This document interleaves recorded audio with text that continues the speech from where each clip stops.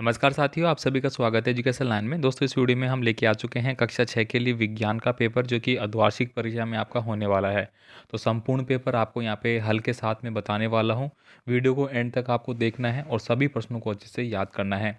अर्धवार्षिक परीक्षाओं में आपका पेपर इसी प्रकार का आने वाला है। तो चलिए अपन यहाँ पे वीडियो स्टार्ट कर लेते हैं। वीडियो स्टार्ट करने से पहले आपसे रिक्वेस्ट भी करूँगा, आप चैनल पे नए हैं तो चैनल को सब्सक्राइब कर लेना, ताकि इस आपके अर्धवार्षिक वार्षिक परीक्षाओं के जो भी पेपर होते रहेंगे सबके आपको पेपर यहाँ पे मिल जाएंगे सॉल्यूशन के साथ में। तो चलिए अपन यहाँ पे स्टार्ट करते हैं वीडियो और सभी प्रश्नों को एक एक करके पढ़ लेते हैं। तो यहाँ पे पहला प्रश्न आपको पूछा जा रहा है कि सर्वहारी जंतु है। सर्वहारी जंतु का मतलब क्या होता है कि जो सभी चीज़ें खा सकता है, यानी कि वो पेड़ पत्तियाँ भी खा सकता है, वो मांस भी खा सकता है, वो फल फ्रूट भी खा सकता है। तो इनमें से ऐसा कौन सा चीज़ लग रहा है आपको जो कि सभी खाता है? देखिए, मैं बात करूँगा गाय के बारे में। गाय घास फूस खाती है, वो मांस वगैरह नहीं खाती है, तो इसको अपन छोड़ देंगे। कौवा है। कौवा दोस्तों आपने देखा होगा कि वो घास फूस तो नहीं खाता, लेकिन अंडे वगैरह भी खा लेता है, वो रोटी वगैरह खाता है। हाथी भी नहीं खाता। तो इस प्रकार से अपन बंदर देखेंगे। बंदर फल फ्रूट भी खा लेता है, पेड़ों की पत्तियाँ भी खा लेता है, अंडे भी खा जाता है वो, ठीक है। किसी के बच्चे भी उठा के खा जाता है वो। तो इस प्रकार से अपन बंदर सही आंसर मान सकते हैं। बाकी आपका क्या कहना है कमेंट कर देना भाई। नेक्स्ट देखिए, यहाँ पे अगला क्वेश्चन है, कागज़ पर तेल का धब्बा खाद्य पदार्थ में किसकी उपस्थिति को दर्शाता है? आपने देखा होगा कई बार आप स्कूल में टिफ़िन बॉक्स ले जाते हैं, कागज़ में रोटी लपेट के ले जाते हैं या कुछ भी, तो उसमें कई बार आपकी बुक में भी आपने देखा होगा, आप बोलते हैं कि यार मेरी बुक पे तो तेल लग गया। तेल के धब्बे बन जाते हैं इस प्रकार से, ठीक है। तो वो जो धब्बे बनते हैं वो किस चीज़ के कारण बनते हैं? तो इसका आंसर हो जाएगा ऑप्शन नंबर ए, वसा के कारण। किसके कारण? वसा के कारण। तो ऑप्शन नंबर ए आपको भरना है। निम्नलिखित में से किस पदार्थ में चमक नहीं पाई जाती है? देखिए, चमक की बात करें तो लोहा जो होता है उसमें चमक पाई जाती है। लोहा एकदम चमकता है। लकड़ी है वो नहीं चमकती है। तांबा भी चमकता है, चांदी भी चमकती है। तो लकड़ी है वो नहीं चमकती है, उसको चमकाया जाता है। जबकि लोहा एक प्रकार से, इस प्रकार में देखा हो कहीं पे लोहा मिलता है तो सूर्य की रोशनी में वो चमकता हुआ दिखता है, जबकि लकड़ी नहीं चमकती है, ठीक है। ये हो गया। आगे देखते हैं अपन। नेक्स्ट प्रश्न देखिए, यहाँ पे निम्नलिखित में से रेगिस्तान का जहाज कौन सा जंतु कहलाता है? अब ये सभी जानते हैं कि रेगिस्तान का जहाज तो ऊँट को कहते हैं भाई, तो ऊँट आपको छाप देना है। पौधों का कौन सा भाग मिट्टी के अंदर होता है? देखिए, कोई भी पौधा अगर अपन इस प्रकार से पौधा बनाता हूँ मैं, ये पौधा बना दिया मैंने, ठीक है। ये मान लीजिए कि पौधा बनाया। अब आपको देखना है कि इसकी ज़मीन में क्या होता है, तो जड़ें होती है भाई नीचे, तो जड़ आपका सही आंसर हो जाएगा। तना फिर ऊपर होता है, पत्तियाँ और भी ऊपर होती है, पुष्प तो और भी ऊपर आते हैं। इस प्रकार से मेरा ये आंसर हो जाता है। नेक्स्ट देखिए, अब आपको यहाँ पे रिक्त स्थानों की पूर्ति करना है, तो रिक्त स्थानों में प्रश्न हम देख लेते हैं क्या क्या आपके पूछे जा रहे हैं। पहला देखिए, भारत में जूट यानी पटसन की जो खेती है वो कहाँ पे की जाती है? कमेंट करना है भाई। विटामिन के एक समूह को क्या कहते हैं? विटामिन का कोई भी एक समूह होता है, उसको अपन विटामिन समूह कह सकते हैं। अब आपको बुक के हिसाब से लिखना होगा भाई, है ना। इसके बाद देखिए अगला प्रश्न है, यहाँ पे एक डैश डैश करके एक दूध उत्पाद, मतलब दूध से बनने वाली उत्पाद आपको लिखना है, तो आप यहाँ पे लिख सकते हैं पनीर।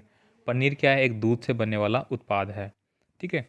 अब यहाँ पे देखिए अगले प्रश्न आपके आते हैं जिनको आपको सत्य और असत्य बताने हैं, मतलब सही है तो सही पे टिक करना है, गलत है तो गलत पे टिक करना है। कभी कभी पौधे विषैले भी हो सकते हैं, तो बिल्कुल सही बात है। बहुत से पौधे ऐसे होते हैं जो कि विषैली प्रजाति के होते हैं, उनको खाने से हमें खतरा भी हो सकता है, तो ये बात सही है। रुई कपास के तने से प्राप्त होती है, तो ये आपकी गलत है। रुई जो हमें मिलती है वो कपास के पुष्प से मिलती है। किससे? पुष्प से। आपने देखना है एक पुष्प होता है, उसको आप ऐसे हटाएंगे तो उसके अंदर से ये रुई हमें निकलती है। अगर आपने देखा होगा तो आप श्रीगंगानगर साइड के होंगे तो आप जानते होंगे इस बात को। अब यहाँ पे देखिए, पौधों में श्वसन क्रिया केवल दिन में होती है, तो बिल्कुल सही है। रात में तो पौधे क्या करते हैं? कार्बन डाइऑक्साइड छोड़ते हैं दिन में, जबकि ये लेते हैं, ठीक है। तो यहाँ पे ये बात सही हो गई। नेक्स्ट देखिए, यहाँ पे आपके आते हैं अति लघुतात्मक प्रश्न। प्रश्न नंबर 12 देखिए आप क्या पूछ रहा है, हमारे शरीर को ऊर्जा कैसे मिलती है? तो दोस्तों, हम जो भी खाना वगैरह खाते हैं जिससे कि हमारे शरीर में ऊर्जा हमें मिलती है, तो उसके लिए दोस्तों हमें क्या क्या कार्य करने पड़ते हैं? तो ये पूरी एक्टिविटी अपन खाने से रिलेटेड होती है, जिसमें कि हमें हमारे कार्बोहाइड्रेट बनती है। तो कार्बोहाइड्रेट क्या करती है? ऊर्जा को उत्पादन करती है और उससे हमारे शरीर को एक एनर्जी मिलती है। बाकी आप किताब के हिसाब से लिखेंगे। मापन किसे कहते हैं? मापन का मतलब क्या हो गया कि किसी भी जो चीज़ है उसका वज़न कितना है, वॉल्यूम कितना है, द्रव्यमान कितना है, ये चीज़ें, उसकी हाइट कितनी है, ठीक है। मतलब उसके आकार, वज़न आदि को मापना ही क्या होगा? एक प्रकार से मापन विधि कहलाएगी। बर्फ़ के पिघलने से बने जल को क्या वापस बर्फ़ में बदल सकते हैं? तो हाँ, बदल सकते हैं। कैसे? तो दोस्तों हमें क्या करना होगा, बर्फ़ जो पिघल के पानी बन गया, अब उसको क्या करना होगा, जमाना पड़ेगा। सीधी सी बात है, जमेगा तो वापस से बर्फ़ बन जाएगा। प्लास्टिक से बनाई जा सकने वाली 5 वस्तुओं के नाम आपको लिखने हैं। तो आप आराम से लिख सकते हैं प्लास्टिक से हम क्या-क्या बना सकते हैं।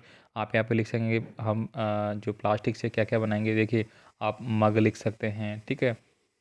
कंघा लिख सकते हैं आप, ठीक है? कंघा आप यूज़ करते हैं, टूथब्रश आप यूज़ करते हैं, ये लिख सकते हैं। और मैं बात करूँ तो उसको अपन बाल्टी वगैरह बोल सकते हैं, ठीक है? इस प्रकार से बहुत सारी चीज़ें अपन इससे बनाते हैं। प्लास्टिक से देखिए और भी चीज़ें अगर मैं बात करूँ, मोटरसाइकिल वगैरह भी जो हेवी प्लास्टिक है उनसे बन रही है, एक्टिवा वगैरह।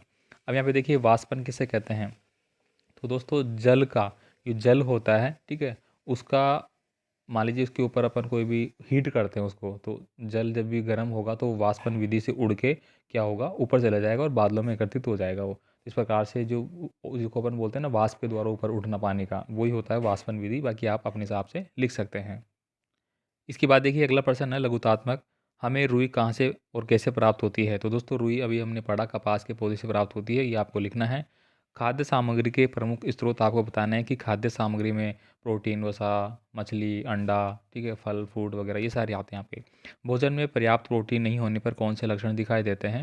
दोस्तों अगर भोजन में पर्याप्त प्रोटीन नहीं होगा तो हमारी मसल्स नहीं बनेगी, मतलब हम एक तरह से हमारा विकास नहीं होगा, हम दुबले पतले रहेंगे, ठीक है। पौधे प्रजनन किस प्रकार करते हैं ये आपको समझाना है, तो ये आपको किताब के हिसाब से लिखना होगा। अब यहाँ पे देखिए घेंगा मिट्टी को किस प्रकार उपजाऊ बनाता है? दोस्तों जो घेंगा होता है या इसको अपन क्या बोलते हैं, केचुआ भी बोलते हैं, वो मिट्टी को किस प्रकार उपजाऊ बनाते हैं? तो आपने देखा होगा खेत वाले जो छात्र है खेती वगैरह करते हैं वो समझते होंगे कि वो मिट्टी में से अंदर अंदर जाएगा फिर बाहर निकलेगा, मिट्टी को मतलब वो पोलरता है, मिट्टी को ऊपर ऊपर करता है, तो इस प्रकार से उपजाऊ बनाता है उसको, ठीक है। लास्ट पर्सन हमने पढ़ा केचुआ के बारे में, ठीक है, वो केचुआ था, घेंगा नहीं था, सॉरी। अब यहाँ पे देखिए अगला है शाक, झाड़ी एवं वृक्ष में अंतर आपको बताना है। वृक्ष देखिए बहुत बड़ा होता है, झाड़ी एक छोटी सी होती है, शाक है वो और भी इस प्रकार से आपको लिखना है। पदार्थों के पृथक्करण की विधियों का वर्णन करना है। विभिन्न पोषक तत्व हमारे शरीर के लिए किस प्रकार उपयोगी होते हैं लिखना है।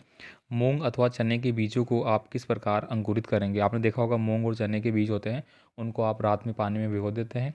पानी में भिगोने के बाद सुबह वो फूल जाते हैं। फिर आपको क्या करना होगा, पानी हटाने के बाद उनको वापस से क्या करेंगे, रख देंगे ढक के, और दूसरे एक दिन के लिए और छोड़ देंगे, ठीक है। तो वो क्या होंगे, अंकुरित हो जाएंगे। उनमें आपने देखना कि एक प्रकार से जड़ें निकलना शुरू हो जाती है, और उनको अपन सुबह सुबह सेवन करते हैं ताकि हम अच्छी हेल्थ बना सकें।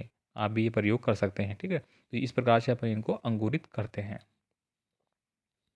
तो इस प्रकार से पूरा कक्षा 6 के लिए ये विज्ञान का पेपर है वो भी हमने देख लिया है, पूरा जो परीक्षा में आने वाला है। प्रश्नों को अच्छे से याद कर लेना, तैयार कर लेना। मिलते हैं अगले वीडियो में। कोई भी कमेंट तो कमेंट जरूर कर देना। व्हाट्सअप, टेलीग्राम, इंस्टाग्राम फॉलो कर लेना। धन्यवाद।